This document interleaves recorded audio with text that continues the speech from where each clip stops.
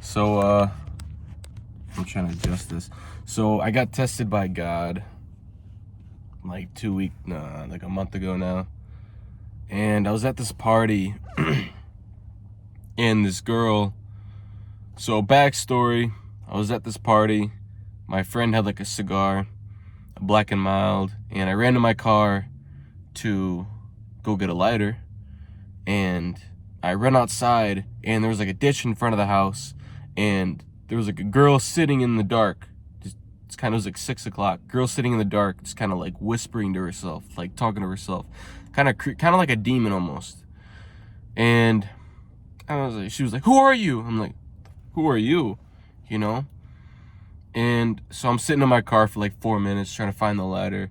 I get out, I go behind my car, and I start taking a piss. And I just kind of see that girl just kind of looking over up top. And she starts walking to him like, "Hold on now, I'm taking a piss."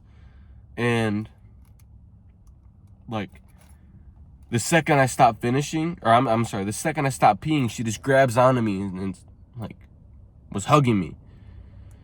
And she's like, "Oh, thank you, thank you, thank you, thank you, blah, blah, blah, blah, blah." And the first thing I smelled was alcohol off the breath. Like it smelled like just alcohol, okay? I'm a drunk person. And I was like, okay, I was a little drunk. I smoked a little bit. First time genuinely in a long time, like months, I mean. And I was like, okay. And she starts kissing me like 130 plus times. And she was hugging on me for like 45 minutes. But within the first like 4 minutes, she was like, "Oh, take me home. I love you. We can go to my bed and go lay down. Oh, and keep kissing me." She's like, "Oh," and then she said this, like, "Oh, I'll lick your ass. Like, I'll eat your ass." I'm not into that stuff. I'm okay. And so the second I heard that, I'm like, all right, this girl ain't straight. She's probably a little demon right now, right? But the thing is, I've been close with God lately. I've been, and the whole situation was just kind of messed up. So basically, we were behind my car, for about 45 minutes, and she was freezing out in the dark. I had a little sweatshirt on. I'm big, I'm warm, and I tried like getting her off of me, tried reaching over, and she would not let me go. No matter when I tried to leave, she just grabbed me tighter. I'm like, okay. And so I believe that she was sent by God to me, because I was texting her like a week after. And she said she never really believed in God, never believed in Jesus. She thought all that stuff was fake. And so what I did for her was I brought her closer to God. I told her about how much God loves her. God has thought about you, the viewer, me, more than every grain of sand on this earth. That's how much he loves you.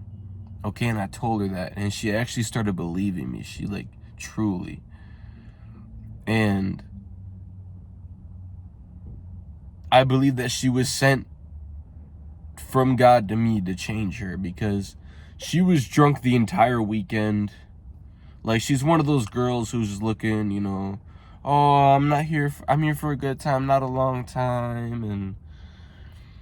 And she was sent to me. I believe that I was her angel that night. So story goes on. I'm like, "Okay, do you want to go back to the party?" She's like, "No."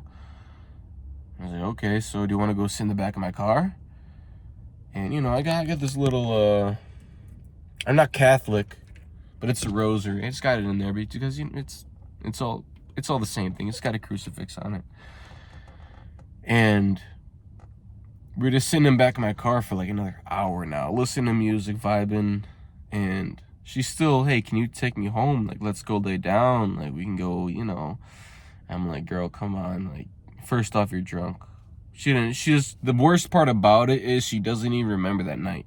She doesn't remember being with me or anything about me. That's the scariest part to me. Because if she would have grabbed onto the wrong person, she actually would have went home with someone and would have not remembered anything. That's what I mean by she was possessed by a demon. And so I believe that this cross attracted her. So the signs of a demon were she was sitting in the ditch in the dark by herself. She was in the party for maybe like 2 minutes. The drunkenness, being drunk for the whole weekend, probably weekends before that. The thing about it was all of her friends were in Minnesota. Like, she just happened to miss out on it. And so the story lines up to be, there was a girl who wanted to have sex with me, who was kissing me 100+ times. I kissed her once. That was because I just felt like I was being seduced. Like, she was kissing me on the lips, and nothing. So I just kind of, okay, whatever. I shouldn't have done that. I regretted doing that. Whatever. And it was one of like the first real tests that I've had, because it was so just on the fly in the moment. And so I gave her because she was still kind of cold in my car. I gave her my coat, my big, what's the brand? Carhartt coat. I gave her my big Carhartt coat. And she was just kind of chilling in there. We started watching the Sylvester Stallone documentary. So basically, what I'm telling you is that there is tests coming to you. These tests aren't just what I have relayed to you. These tests are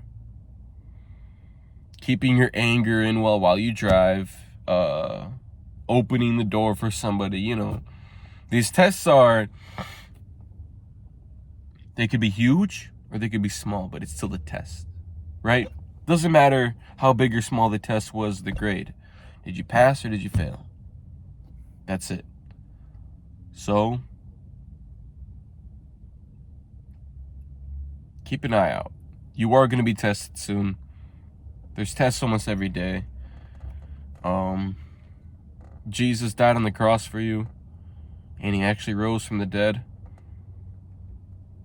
because the disciples said so and the people around him said so. They looked at the holes in his hands and like, oh, he's back. Believe in yourself and keep an eye out.